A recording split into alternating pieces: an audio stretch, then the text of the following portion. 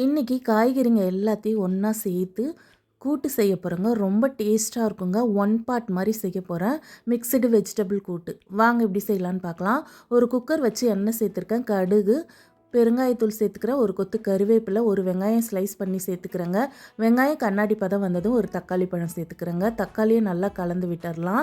ரொம்ப வதக்கணும்னு அவசியம் இல்லைங்க. இப்போது காய்கறியை சேர்த்துக்கலாம்.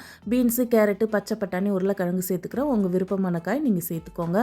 நல்லா கலந்து விட்டுட்டு மஞ்சள் பொடி, உப்பு சேர்த்துக்கிறேன். 100 கிராம் பாசிப்பருப்பை தண்ணியில் ஒரு வாட்டி கழுவிட்டு அதையும் சேர்த்து கொஞ்சமாக தண்ணி சேர்த்துக்கிறேங்க.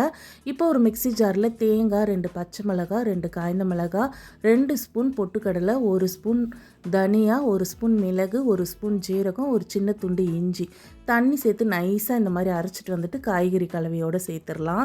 சேர்த்துட்டு ஜாரிலே தண்ணி சேர்த்து அதையும் ஊற்றிட்டு நல்லா கலந்து விட்டுட்டு உப்பு காரெல்லாம் சரி பார்த்துட்டு அப்படியே மூடி போட்டு ஒரு 4 விசில் விட்டு எடுத்துக்கலாம். விசில் வந்து ப்ரெஷர் அடங்கின பிறகு ஓப்பன் பண்ணி பார்த்தா அவ்வளோதாங்க, காய்கறி கூட்டு ரெடி ஆகிடுச்சு. டேஸ்ட்டு சூப்பராக இருக்குங்க. கொத்தமல்லி தழை தூவி சூடான சாதத்தில் அப்பளத்தோடு சாப்பிட்டு பாருங்கள். அட்டகாசமாக இருக்கும். ட்ரை பண்ணி பாருங்கள்.